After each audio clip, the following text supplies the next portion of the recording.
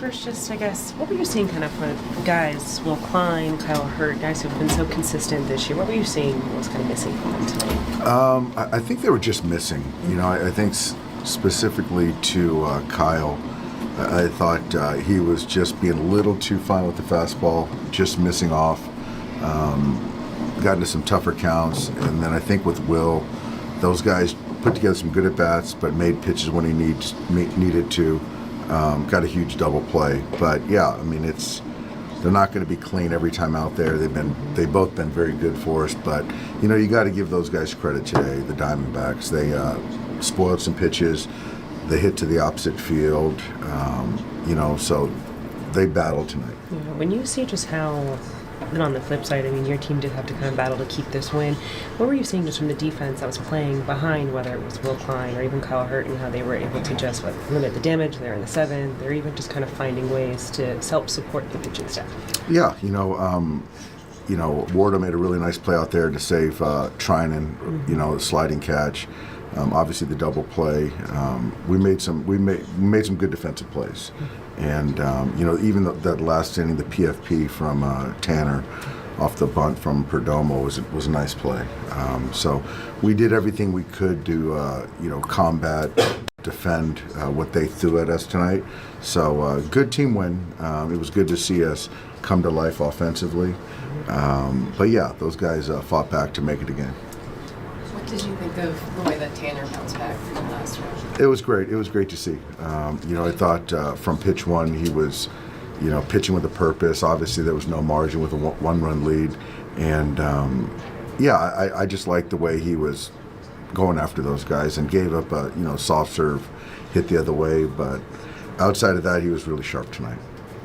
Not to ask the obvious, but how different does the lineup feel, especially when you have like Shohei and Freddie hitting like they have the last couple weeks?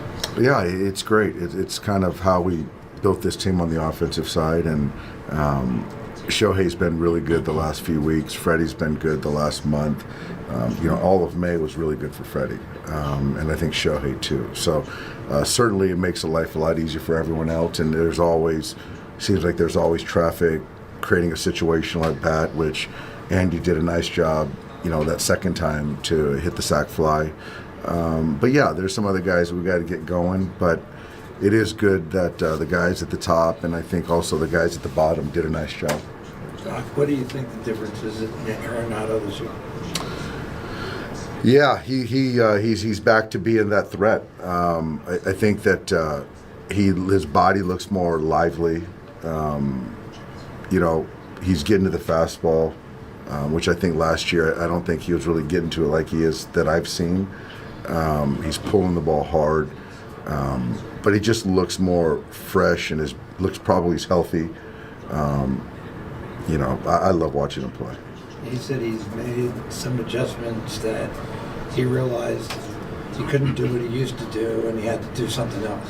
Yeah, that's some of the same things that our guys are having to do as you get older. You get experience, but you know, Father Time is undefeated, so you still got to make some adjustments, and he has clearly. Do you see that with Freddie too? Is he making an adjustment? I think he's a work in progress. You know, some of these guys have had so much success doing what they've done for so long, but as you kind of get older, you got to make adjustments. You have to. What was the situation with the mound visit in Dalton? Yeah, you know, we were out of mound visits, but then as the rule states, when there's a pinch hitter, the catcher gets that opportunity, and I still, you know, they made their decision. I still don't agree with it. I want to get some more clarity, you know, because when I went to the mound, they didn't announce a pinch hitter at that point in time. The one hitter was in the on-deck circle. Pavin was on their other two guys were on the bench, and then the lights go out. I'm on the mound, and so I felt we had it. But for me, I'm not going to ice our own pitcher, Will Klein, on the mound, but it worked out. Bowers to be really grateful for the conversation that you guys had afterwards, just to explain a little why you took him out. What was that conversation? Oh, no, I just wanted to just give him a little, because we're still learning each other. So it's just making sure that I do believe in him. I felt that if I'm not going to let him go through Arenado right there, I felt it would give Blake the best chance to get us out of that inning, you know, in a tight ball game. And so I don't want him looking over his shoulder. I pushed him his first start, kind of didn't push him this start because he was really good for us. And I just don't want anything lost in translation or the assumption game, So I just wanted to kind of be forthright. What do you think what you've gotten from him in 2 starts? I couldn't be more pleased. Sort of reminds me of what Tyler Anderson did for us years ago. He's prepared. He's not scared, and he uses his pitch mix to get outs, and that's the most important thing. So he's not going to punch a bunch of guys out, but he was a good ad for us, and it's good getting to know him a little bit more. You've talked in the past about Ohtani being intentionally walked and then maybe sparking the guys behind him a bit. Is that kind of what happened in this seventh inning? I think that Andy was frustrated with the first 3 at-bats, so he is unfazed by things. So then that other at-bat, or the first 2 at-bats, whatever it was, but that at-bat, yeah, I don't think that bothers him, and maybe to your question, fires him up, but got a breaking ball close to him and drove in a run. So if you can do that, still makes it, you want there to be attacks when you walk Shohei, and I feel good with Andy right now. Thanks, guys. Yep. Especially with the way the game played out late, just how important was it to jump out to an early lead there? No big. It's nice to, after only scoring 1 yesterday, to get out and get some runs early on the board. 4 runs in the first couple innings, you would hope you'd keep going, but 2 in the middle innings there was good enough, and pitching was good again, and got a little hairy at the end, but luckily pulled off. How tough is that play when you're going on your backhand? Yeah, I mean, it's just in that situation. You base loaded, kind of the game's getting closer and closer, and I know Alex is going to be kind of towards second base with a right-handed hitter up. Tommy's really fast, so in that instance, I just kind of went with it, and I was just glad Mookie was there in that situation too. But just trying to get him out, just trying to do the best you can. Obviously, the lineup is deep as it is, but how big a difference does it make when Shohei is starting? Yeah, and that's why we've been winning a lot. When you have the greatest player of all time playing this game on your team, and he's hot like he is right now, it's fun to watch, fun to be a part of, and it's nice when he gets on. It seems like every single time he's creating havoc on the bases, extra base hits, and you get to watch him do everything tomorrow. Freddie, how does Shohei finding his groove again offensively help the rest of the order fall? Yeah, I mean, when he's on base, when he's feeling good, it just kind of trickles into everybody else. When he's leading off the game with double, triple, singles, getting on base, walks, when he's feeling good, he works the counts. He's, like I said, he's the greatest player there is. So when the greatest player is going well, usually good things happen for the team. During this, it's like a 15-4 stretch now. You guys haven't lost back-to-back games. How important is that, to bounce back from the defeats you do have to kind of keep the momentum? Yeah, I mean, obviously we know we lost yesterday, but you come in here today, it's a whole new pitcher, everything's new, it's a new day, you just move on. Even if you went 0 for 4, 4 for 4, it's a whole new day today, so you flush it just like today. We'll go in, we got Zach Gallen tomorrow, it's a really good pitcher. So we got to do our best to keep it going. But for us in this clubhouse, a lot of older guys, we know to just move on from us. Surprised that Soroka is thrown. Yeah, twice. Then I should have stole, but Gabby scares me back there. He's really good back there. But maybe he was so worried about me, that's why he threw it in the dirt. But no, I'm happy for Mike. Mike's been pitching so good. Battled so many injuries, those Achilles back when we were with the Braves. It's just tough. So to see him have success right now, it's awesome. I'm glad he's doing well. Thank you. Yeah, of course. Just your outing today, kind of how did you find navigating through their lineup? Felt like kind of more soft contact today. Yeah, I think that was kind of what we were looking for, just make sure I was in the zone, filling up the zone well, and, just attacking guys. And we knew that they like to swing and they hack, so if I can execute a good pitch, hopefully I can get them to get some soft contact, easy outs, and I think we did pretty well. It's only your second start with this team, but when you look at just this past week, does anything look different for you kind of going into this one, or anything you were focusing on to look to get to different results today? I think the focus was kind of the same. There's definitely been some little adjustments that I've been making that I feel like are moving me in a good direction. So I think the big thing is just making sure I stick to those and continue to work at that and get better each day. Did you do anything? It seemed like the fastball was playing up a little bit tonight. Is that the result of any of those adjustments? Yeah, I definitely think that's a big thing for me, is to make sure the fastball is working well and getting on guys, because it makes everything else play up better. So Seeing a little more velo is definitely better, and something that I've obviously been working on, and felt like I was in a good spot getting back to that, and now it's just a matter of continuing to climb. It's hard to evaluate really after just 2 starts within the organization, but how much can a fresh start really jumpstart the change that you're looking to make? Yeah, I think it can be huge. Yeah, I think it's a good reset for me, and I think so far everything's been very comfortable, and like it's been a very easy transition for me. So the communication's been great. I think that's a big part for me, and just the comfort level and the trust that I feel in myself from the team, I think is big for me, and I think that's definitely gave me a little more success. Would you say that things that you're working on are things that have carried over from earlier in the season, or is it more stuff that's like new since joining the organization? I think overall it's stuff that I kind of had been working on. It was just I think when I was DFA'd, I think I was on my way to making these adjustments, and I was kind of getting to them. I think here I've just been able to implement them a little bit more, and I think the work between starts has been good for me. So being able to just focus on those things and really put them into play has been big for me, and I just want to continue doing that.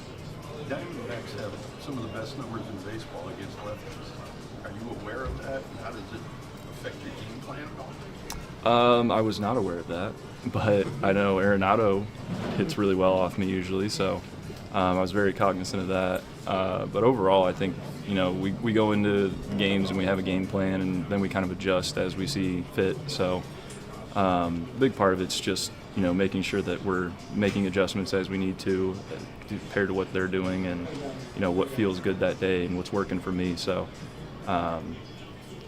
no, I was not aware of that. It didn't change my game plan at all, but I think that definitely, I think they showed that they like to swing against lefties, and I think that they usually have success with it. And I was lucky, able to rely on my defense quite a bit today, and get some outs. Were you surprised at all when Dave came out in the 5th, or did you see it coming because of where they were in the lineup?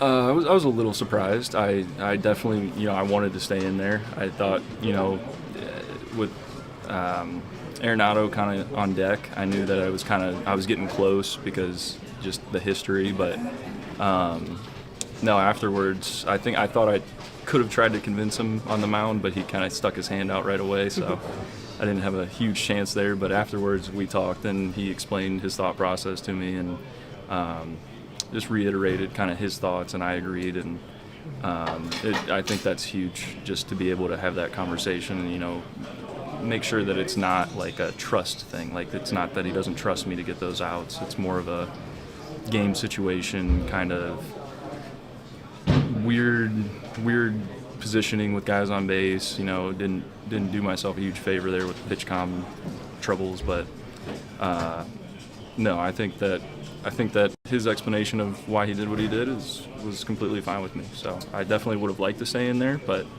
in that situation, you want to give the team as many innings as you can. So I'm out there to try to get to the 6th, 7th, and save the bullpen as much as I can, but sometimes the game has other plans. Was it the pitch comm that prompted the extra step off?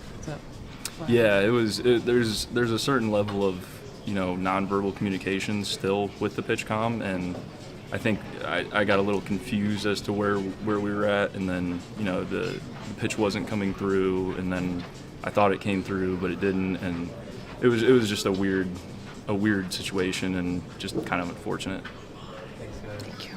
12. Shohei Ohtani's bat has certainly heated up, and so have the Dodgers. Big Show hitting .415 over those last 18 games. 11 extra base hits, including 4 home runs, knocking in 15 runs, scoring 13 times. Dodgers, meanwhile, have been riding the Shohei wave. They've gone 14-5 over their last 19 games. It's no coincidence the Dodgers' recent run of success correlates with Shohei's production at the plate. It seems like as Shohei goes, the Dodgers often go as well, Adrian. He's certainly the engine that makes this offense run. Oh, he sure is. I mean, he's our best player. He's at the top of the lineup. He gets everything going. And yesterday was a great example of why he's being successful. He took a slider or a cutter from Rodriguez away and hit a double to the left center gap. When he is doing that, he's staying square, he's staying through the baseball. And when he's doing that, the ball's going out to all parts of the field. And you know, that's when you get the best of Shohei, when he starts to get around the ball a little bit and gets a little pull happy, or starts coming off the ball and just happens to get around the baseball, is when he starts to struggle. But when he's using all parts of the field, it is lights out. It is a great time to be watching Shohei hit. Remember we were talking about hitting? Just that's hitting right there, by the way. Staying square, A to B. You see Shohei Ohtani gets separated, puts his foot down, and as soon as he's separated and he takes off that helmet, just show that hair, brother. Good for you. Show that hair. He needs a hair endorsement deal. But as soon as Show separates, A to B. Separate, put the foot down, A to B, and he's firing from up here. Yeah. He's not firing from down there. That's hitting. Well, to me, and that's the biggest thing right there, is that it might look like he drops his bat, and he does a little bit, but it's not dropping his bat because he's above his shoulder, so he's staying on top of the baseball. You are going to naturally have that. Gravity. And yeah, gravity, you know, the way everybody swings. So he is staying above the baseball, and he's staying through the baseball, and it's a beautiful thing to see. Last night, Dave Roberts confirmed that Shohei will DH and pitch tomorrow. It's going to be the third straight time that he's pulled double duty when pitching after going 3 straight starts where he did not DH. Jerry, he homered each of the last 2 games that he was on the mound, and I guess when his bat is hot, Doc's got to keep him in there. Well, 100%. And he also watched our pregame show and he didn't like what we had to say, saying, hey, maybe we could make sure he rests when he pitches. And you know what I'm going to do? I'm going to lead off the game with a home run. That way I get the hitting out of the way, give me some run support, and then really focus on pitching. We all know Shohei Ohtani is an absolute monster. What I love about him, he understands himself, and he understands that sometimes Dave Roberts has to do what's best for the team. He is a superstar, but he doesn't have that superstar ego. Love the fact that he kind of took himself out a little bit, kind of pressed the reset button, hitting, and now that he's feeling great at the plate, he's able to do both. So I'm glad he's back at doing both for the time being. And I have a feeling down the road, maybe in August, you allow him to take that rest day, if you will, from DHing and just focus on pitching, because remember, we want to make sure he's fresh for September, October. Yeah, I mean, it was the right time to not have him hit when he pitched because he was struggling at the plate, but now that he's got his swing back, you don't want to slow him down. So let him give him the runway and let him continue to do what he's been doing great on both sides of the ball. And we know this, Shohei wants to do both. He does not want to be pitcher only and not DH in these games. May 12th, Shohei Ohtani's bat has heated up. So have the Dodgers. Big Show is hitting .415. He has 11 extra base hits, 4 home runs, knocked in 15 runs, scored 13 times, and the Dodgers have been riding that Shohei wave, if you will. They've gone 14-5 over those last 19 games. Jerry, it seems like as Shohei goes, often this Dodgers offense goes. Well, usually it's the superstars that really carry the offense. Gonzo was that dude to help the offense carry it. You need your superstars to play well, and Shohei is as big a superstar as we've seen in this game. Love that he's back to being the Big Show. Oh, 100%. Shohei is Shohei for a reason, and when he goes, the other team trembles. So it's great to see him going, and he gets on those bases, the other team gets scared. Hair looks perfect, and it's someone's called shot tonight, right? That's right. Jay here. Do it, Sean. Do it. 1 ball, 1 strike. Soroka, former top prospect, got to the major leagues with the Atlanta Braves when he was 20, and as a 21-year-old, he was an all-star. And it looked like future Cy Young contender. Ohtani rockets a line drive into right, all the way to the wall, and he's got extra bases to start this game. Leadoff double for Ohtani.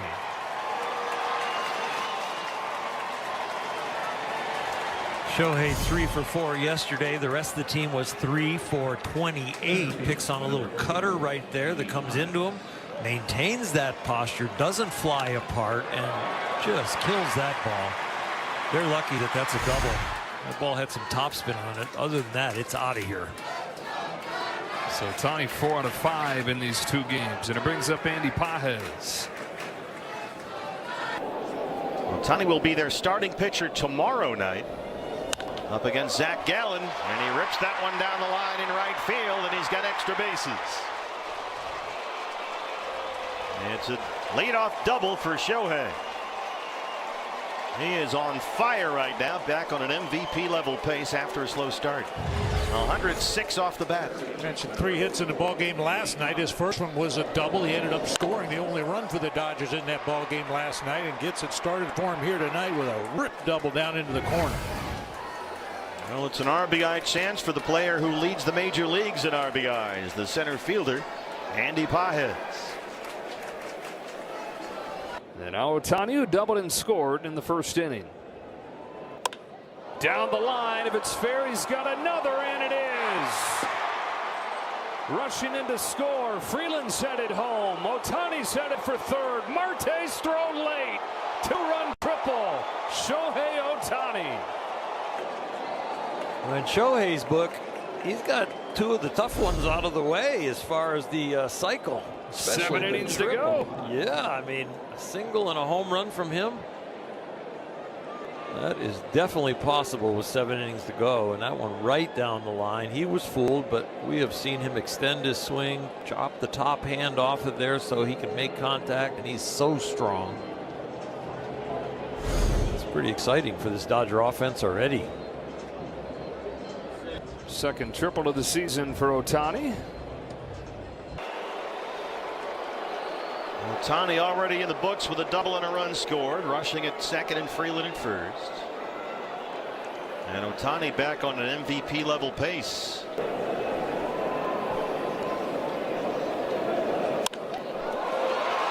Punches it down the line. That's a fair ball in trouble. Rushing will score. Dino Ebel going to wave Freeland around. Shohei headed for third, and he's in there with a 2-run triple. Kind of an awkward swing. He got fooled a little bit by that pitch, but keeps his hands back and just flicks it down that right field line all the way down into the corner. That's Chris Woodward filling in for Dino Ebel, the third base coach for the Dodgers. And Brian Kaplan out there to chat with Michael Soroka. Was down quickly 4-0. Well, it's not like they're beating him up. Rushing's base hit was 71 miles an hour off the bat. Freeland 68, and even that triple down into the corner by Ohtani was only 91 miles an hour. But they all count. Shohei Ohtani set the lead off this 5th inning for the Dodgers. He doubled to open the game and came in to score. 1 inning later, knocked in 2 with a triple. And so as we go to the 5th inning, start thinking about cycle perhaps. Never mind. All the build up on that. Ground out to first and 1 pitch, 1 out for Soroka. Had a shot at it if he could find a hole, but hit right at him. Ohtani 1 cycle back in 2019 with the Angels. Last cycle for the Dodgers, Cody Bellinger 9 years ago in Miami. Well, no shortage of Shohei highlights in this one. He led off the game with his double. And then in the second had a 2-run triple. Both these off Michael Soroka, our Liberty Mutual Insurance field coverage. Now, you've heard me use the phrase extending his swing, and that's what Ohtani did right there. Got fooled by that changeup away, but was able to extend his swing, took his top hand off the bat, and really got out there and hooked it. So he has doubled and tripled in 2 at-bats. He's got 2 runs batted in. He scored a run. And he leads off the 5th against Michael Soroka, who set down the last 8 straight. And they finally figure out Ohtani. There's a 1 pitch out as Vargas steps on the bag. 9 consecutive set down by Michael. Let's get to the other story here, which is Mike Soroka, who, again, you talk about that first inning, 2-0 with the homer from Freddie Freeman. We know that Shohei Ohtani got on base with a double. And that was the biggest struggle of the night for him because he settled in, but it did hurt. I mean, Ohtani does that to a lot of people. That wasn't that bad a pitch. It's on the inside corner, but these big Dodger hitters, this one too, inside corner. Gabby wanted it away, inside corner. Freddie Freeman drills it into the seats. And people aren't even in their seats yet, Jody, and it's 2-0. Yeah, number 9 on the season for Freddie. And then Shohei comes up, 2nd inning. That's going to be a triple. First 2 at-bats, a double and a triple. Yeah, just so talented. We get to watch this young man pitch tomorrow, Jody. Then he settled down, though, and this was really good to see. It turned into a pretty decent outing. All right, let's get to tomorrow. And our starters, it is going to be a huge crowd. We've had great crowds these first 2 nights, but Shohei Ohtani is on the mound, coming in with his 5-2 record, but more importantly, really that .82. How'd he get 2 losses? I was actually just looking at that. So he lost to the Astros 2-1. That was probably his, I say his worst start. He went 7, which he's gone 7 twice. He's mostly been 5, 6, 7 innings, 6 innings most of the time. And I think, and I say that because I think if you drive the pitch count up, maybe, you know, but he has had more walks, but it was a 2-1 loss, and I didn't get to what the other one was, but yeah, it hasn't been a lot of, every outing, I mean, he's given up 2 runs in that one, he lost the game, but most of the outings have been scoreless outings, or 1 run, or 2 with 2 runs. Yeah, and I think Zach Gallen will probably, he's gonna have a lot on his mind. He's gonna have a chip on his shoulder. He's gonna try to go out there and say, you know what, Mr. Ohtani, you're great, but I'm great too. Let's do this. Obviously the lineup is, you know, deep as it is, but how big a difference does it make when Shohei is hitting like he has been? Yeah, and that's why we've been winning a lot. When you have the greatest player of all time playing this game on your team, and he's hot like he is right now, it's fun to watch, fun to be a part of, and besides when he gets on, it seems like every single time he's creating havoc on the bases, extra base hits, and we get to watch him do everything tomorrow. Freddie, how does Shohei finding his groove again offensively help the rest of the order fall into place? Yeah, I mean, when he's on base, when he's feeling good, it just kind of trickles into everybody else. You know, when he's leading off the game with double, triple, singles, getting on base, walks, when he's feeling good, he works the counts. He's, like I said, he's the greatest player there is. So when the greatest player is going well, usually good things happen for the team. That was a good day for the 3 of us sitting here on the desk because all 3 of us had our called shots. And a called shot doesn't mean you're calling a home run necessarily. It just means they're going to have a big impact on the game. And if you have a multi-hit game or you hit a home run, it's an automatic called shot. But look at those nights for Shohei. Jerry, your called shot. Freddie, Adrian's called shot. I went with Dalton rushing. Pretty good. That's pretty good. Love it. Yeah. Obvious, but how different does the lineup feel, especially when you have like Shohei and Freddie hitting like they have the last couple of weeks? Yeah, it's great. It's kind of how we built this team on the offensive side, and Shohei's been really good the last few weeks. Freddie's been good the last month.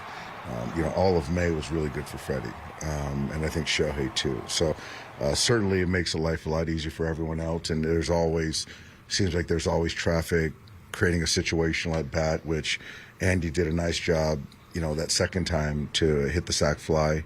But yeah, there's some other guys that we got to get going, but it is good that the guys at the top, and I think also the guys at the bottom, did a nice job. Coming up, let's just show we can show ERAs before we get deep into the numbers, because you are somewhat responsible for the runs you allow. I know ERA is passé and everything else, but it's still there. Shohei Ohtani has a .82 ERA. He pitches tomorrow. Sanchez and Mizorowski also there. You see, we do ERA plus, so 100 is league average. 292, 249. Shohei. See, that's why I don't always use ERA plus. I did not approve this full screen. 493. Is that whip on the bottom? They're using whip? Wow, I did not approve any of this. Anyway, a .82 for Ohtani. What is Shohei Ohtani doing in his year of pitching emphasis? You know, I think one of the weirdest things about him is that he throws this like 75-mile-per-hour curveball that all models are probably going to say is not a particularly good pitch. But he throws that thing like 10% of the time to lefties. He strikes it a ton. It's a weird pitch. He creates a massive velocity gap from his fastball back to that curveball. That makes him really good. But at the end of the day, he gets around his fastball really well. He cuts his fastball, so you classify him as what you'd call like a supinator. As a result of that, the sweeper is insane. It's a really good pitch. He throws it hard. He can locate it. That crushes right-handed hitters. He's throwing that thing nearly like 40% of the time over his last couple starts. I mean, the weird thing for me, he's pitching so well.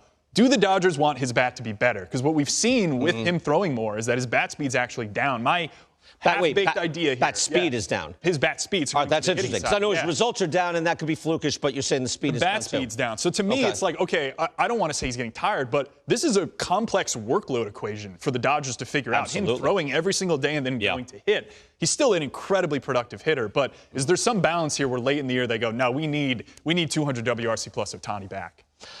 They haven't been listening to that. No, they have not been. He's such a good pitcher. And look, he's never quite. He has for like a month at a time done a peak both. Yes. But it's hard to peak both for 6 months. It's asking too much. Although after last night, I think he's 3 for 4. He has a 400, 500 now. 400 on base, 500 slugging. I know. I'm critiquing the best hitter in baseball. Yeah, we know. I brought it up to, we had Bob Costas on the show, and I said, this is like Mark